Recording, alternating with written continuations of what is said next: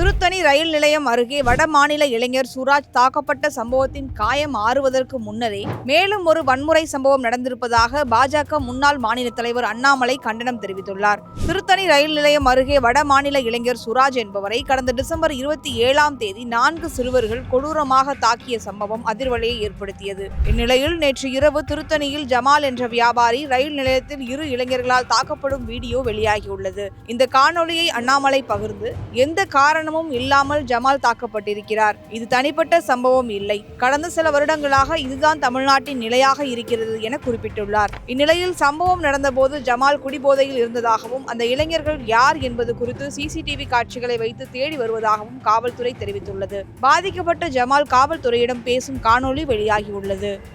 சரி, என்ன நடந்தது நேற்று? நேற்று ஒன்றும் இல்லை மேடம். நான் சாப்பிட்டு ஒன்று தான் போனேன். என்ன வந்து ஏது நடந்தது எனக்கு ஞாபகம் இல்லை மேடம். ஏன் எனக்கு என்ன தெரியல மேடம். நல்ல போதையில் இருந்தேன் மேடம். கத்திக்கிறாங்க. நான் வீடியோ பார்த்தேன் வீடியோ. எப்போ வீடியோ பார்த்தீங்க? இப்போ காலைல பார்த்தேன் மேடம். காமிச்சாரு இந்த பாரு எனக்கு அதான் அடிபட்டிருக்கா? காமிங்க, நல்லா கழட்டி காமிங்க. சரி, அவங்க யார் என்னன்னு தெரியுமா? தெரியாது மேடம்.